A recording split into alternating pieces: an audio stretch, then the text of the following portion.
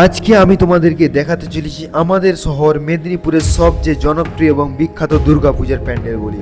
প্রথমেই আমরা এমনই একটি প্যান্ডেলের কাছে যাব যে প্যান্ডেলটি দেখার জন্য মানুষ শহর এবং গ্রাম দূর দূরান্ত থেকে আসছে, ভিড় জমাচ্ছে সেই প্যান্ডেলের থিম এবং প্রতিমা এবং যে সাজসজ্জা দেখার জন্য। তো আজকের ভিডিওতে, পুরো ভিডিওতে তোমরা দেখতে থাকো। এই ভিডিওর মাধ্যমে আমি সব কিছু তুলে ধরবো, তো ভিডিওটা কন্টিনিউ দেখতে থাকো। তো শুরু করি।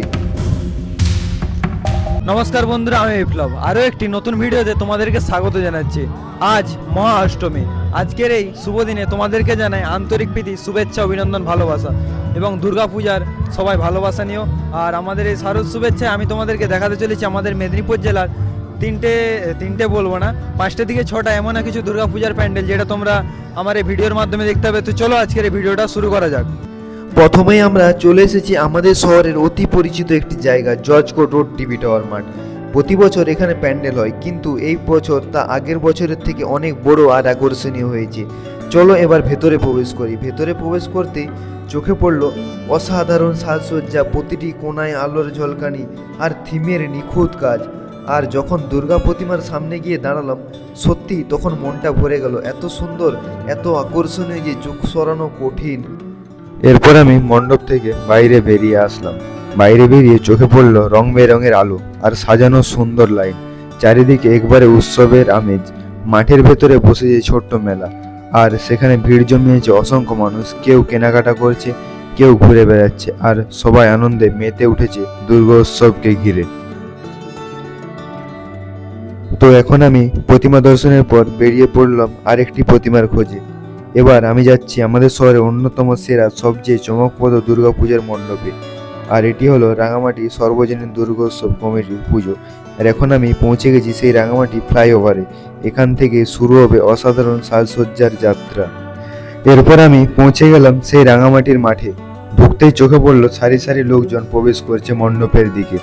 দুপাশে বসে গেছে মেলা, যেখানে খাবার দাবার থেকে শুরু করে খেলনা, পোশাক আর মানুষ কত কিছু বিক্রি করছে।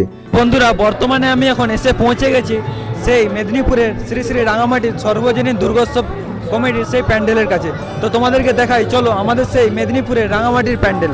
অন্যান্য বছর রাঙামাটি মানুষকে এক অন্যরকম চমক দিয়ে থাকে। এই বছর কেমন করেছে ভেতরটা দেখে নেওয়া যাক। আমরা এখন এন্ট্রি লাইন দিয়ে ভেতরে প্রবেশ করছি এবং প্রবেশের সামনেই দেখা যাচ্ছে কিছু ধান এবং লাইট দিয়ে এখানটার ডেকোরেশনটা করা হয়েছে। তো রাত্রে দেখাচ্ছি। এই মণ্ডপে প্রবেশ করার পর সত্যি অবাক হয়ে গেলাম। এখানে পুরো গ্রাম বাংলার প্রাকৃতিক সৌন্দর্যকে তুলে ধরা হয়েছে, যেটির নাম আমার সোনার বাংলা থিমের মাধ্যমে। ধান, খড়, পাট গাছ সব কিছু দিয়ে প্রাকৃতিক উদাহরণ দিয়ে এই প্যান্ডেলটি সাজানো হয়েছে। চারপাশে দেখা যাচ্ছে গ্রাম বাংলার চাষাবাদের জিনিসপত্র, নাঙল, কোদাল, ধানের বস্তা, এমনি কি এক কৃষকের মূর্তিও তৈরি করা হয়েছে। আর এই কৃষকের মূর্তিটি কি অপূর্ব সুন্দর লাগছে দেখুন। পুরো মনে হচ্ছে জীবন্ত কোনো এক মানুষ দাঁড়িয়ে আছে। আর ভিতরের লাইটিং আর সাজসজ্জা দেখে সত্যিই আমি অবাক হয়ে গেলাম। এরপর আমি দেখলাম মা দুর্গার সেই অপূর্ব প্রতিমা, টানা টানা চোখ দেখে পুরো মনটা ছুঁয়ে গেল। বাইরে বেরিয়ে দেখলাম জমজমাট মেলার দৃশ্য। চারিদিকে রঙিন আলো, বেলুন বিক্রি হচ্ছে, বাচ্চারা খেলনা নিয়ে আনন্দে মেতে আছে। খাবার দোকান, খেলনা আর হাসির শব্দে পুরো পরিবেশটা একবারে উৎসব মুখর। এবার আমি পৌঁছে গিয়েছিলাম বিধাননগর পূর্ব শ্রী শ্রী সর্বজনীন দুর্গোৎসবের মণ্ডপের কাছে। এখানের থিম হিসেবে তুলে ধরা হয়েছে জগন্নাথ দেবের বিখ্যাত রথযাত্রা। মণ্ডপের বাইরে রয়েছে জগন্নাথ দেব, বলরাম এবং সুভদ্রা মাতার অপূর্ব প্রতিমা। সত্যি চোখে না দেখলে বিশ্বাস করা কঠিন। রঙিন আলো আর রথের নকশা দেখে মনে হচ্ছে সত্যি পুরীর রথযাত্রা চলে এসেছে আমাদের মেদিনীপুর শহরে। মণ্ডপের ভেতরের দৃশ্যটাও ছিল সত্যিই আশ্চর্যজনক। চারপাশে হাতের তৈরি পেন্টিং, আর মাঝখানে দাঁড়িয়ে আছেন মা দুর্গা। অপূর্ব প্রতিমা, আলো আর শিল্পকলার এই মেলবন্ধন সত্যিই চোখ ধাঁধিয়ে দেয়। বন্ধুরা, এখন আমি দাঁড়িয়ে আছি বিধাননগর শ্রী শ্রী সর্বজনীন দুর্গোৎসব সমিতির কাছে। এটি হলো বিধাননগর মাঠ, আর এখানেই প্রতি বছর নতুন চমক হয়ে থাকে। এবছর বিধাননগর সর্বজনীন দুর্গোৎসব ক্লাবের এটা 47তম বর্ষ এবং এই বর্ষের একটি নতুন থিম উদযাপন করেছে। তো চলো তোমরা দেখতে থাকো। আর এই হলো বিধাননগর মাঠের সেই প্যান্ডেল, যেখানে তৈরি করা হয়েছে এক অত্যন্ত সুন্দর ও সুবিশাল মণ্ডপ। এত উঁচু ও দৃষ্টিনন্দন মণ্ডপ সত্যিই খুব কম দেখা যায়। পুরো সাজসজ্জা আর আলোর ছটা দেখে মনটা একবারে ভরে গেল। মণ্ডপের ভেতরে ঢুকতেই অবাক হয়ে গেলাম। পুরোর ভিতরটা সাজানো হয়েছে সাদা থার্মোকলের নিখুঁত ডিজাইন দিয়ে। চারিদিকে এমন সূক্ষ্ম কাজ করা হয়েছে যে চোখ সরানো যায় না। আর সামনে মা দুর্গার প্রতিমা অসাধারণ সুন্দর।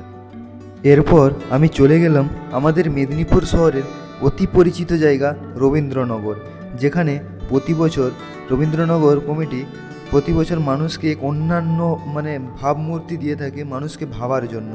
চলুন এইবারের মণ্ডপের সাজসজ্জা দেখব কেমনভাবে সাজানো হয়েছে। আর আজকের এখানে প্রচণ্ডই ভিড় হয়েছে। আর এটাই হলো রবীন্দ্রনগরের সেই মণ্ডপ, দারুণ সুন্দর হয়েছে। আর মানুষের ভিড় এতটাই যে দাঁড়ানো যাচ্ছে না ঠিকভাবে। তো চলুন ভেতরে প্রবেশ করা যাক। লাইন দেওয়ার পর ভেতরে ঢুকলাম ফাইনালি। প্রচণ্ড গরম এবং এখানে প্রচণ্ডই ভিড়টা হয়েছে।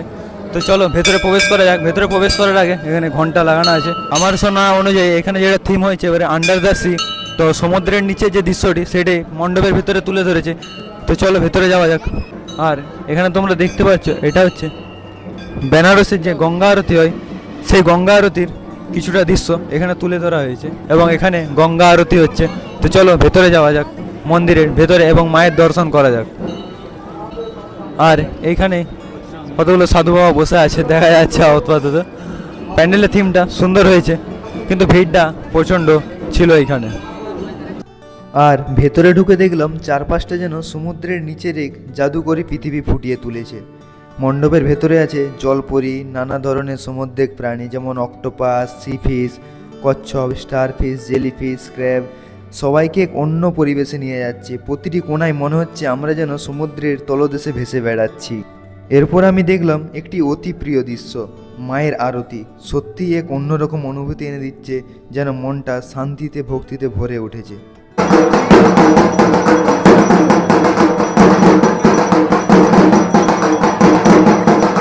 মায়ের মণ্ডপের সামনে যে জায়গাটা যেখানে আন্ডার দ্য সি ওই সামনেটায় প্লেসটা খুব ছোট, এই জন্যে এতটা ভিড় হয়তো হচ্ছে। আর প্রচণ্ডই গরম ভেতরে, তো প্যান্ডেলটায় ভিড়টা অনেকটাই হচ্ছে। তো ভিড়টা কন্ট্রোল দিচ্ছে কমিটি দাদা ভাইরা। তো চলো আরও অন্যান্য প্যান্ডেল দর্শন করাই তোমাদেরকে। এরপরে আমি পৌঁছে গিয়েছিলাম আমাদের মেদিনীপুরের অতি প্রিয় জায়গা বাজ টাউনের মাঠ। আমি এখানে এসে দেখলাম যে এইখানের প্যান্ডেলটি অতি সুন্দরভাবে তৈরি হয়েছে। এই মণ্ডপটি আমাদের মেদিনীপুরের বাজ টাউনে অবস্থিত।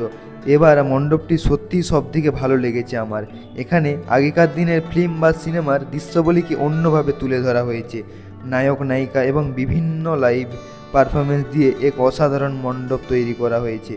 সাধারণত ফিল্ম দেখার জন্য যে রিল বা ক্যাসেট এবং প্রাথমিক মিউজিক সিস্টেম ব্যবহার হতো সেগুলিকে এখানে বাস্তবে বসানো হয়েছে। পুরো পরিবেশটা যেন আমাদেরকে নিয়ে যাচ্ছে পুরো সিনেমার জগতে, যেখানে দেখা যায় আগেকার দিনে চলচ্চিত্রের জাদু এবং সৃজনশীলতা। আর ভিতরটা দেখো এতটাই সুন্দর যে চোখ ফেরানো অসম্ভব বলে মনে হয়। তোমরা যদি না দেখে থাকো তো দেখো একবার অবশ্য আমার ভিডিওর মাধ্যমে। আর এতটাই সুন্দর, আমি তো চোখ ফেরাতে পারছিলাম না। ওখানে ঢোকার পর আমি জাস্ট অবাক হয়ে গেছিলাম, কিছু বলার ভাষা খুঁজে পাইনি। তো চলো তোমরাও পুরো প্যান্ডেলটা দেখতে থাকো। এবং প্রতিমা, উপরের দৃশ্য, লাইটিং এত সুন্দর। আর সামনের যে প্রতিমা এবারে তোমাদেরকে দেখাবো, প্রতিমা জাস্ট ওয়াও ছিল, চোখ ফেরানো অসম্ভব। আমি তো কিছুক্ষণ দাঁড়িয়ে রয়ে গেছিলাম, কিন্তু বেশিক্ষণ দাঁড়ানো যাবে না, প্রচণ্ডই ভিড় ছিল। সর্বশেষে আমি পৌঁছে গেলাম কিছু খাওয়া দাওয়া করার জন্য আমাদের প্রিয় রেস্টুরেন্ট স্টার রেস্তোরাঁতে। তো চলো ভেতরে যাওয়া যাক এবং কিছু খাওয়া দাওয়া করে বাড়ির দিকে রওনা দিতে হবে। তো আমাদের ঘোরা তো অনেক হলো, এবার একটু খাওয়া দাওয়া হবে। আমরা বিরিয়ানি অর্ডার করেছিলাম স্টার রেস্তোরাঁতে। তো চলো এখন খাওয়া যাক কিছু, নাকি দেখা যাচ্ছে মুখটা? তো চলো খাওয়া যাক। এখানে মা আছে, ভাগনা আছে, এখানে বোন আছে। কেমন লাগছে খেতে? ভালো না? তো চলো আমিও খাওয়া দাওয়া শুরু করি, আর বেশি কিছু বলবো না। এরপর আমি রওনা দিলাম বাড়ির দিকে।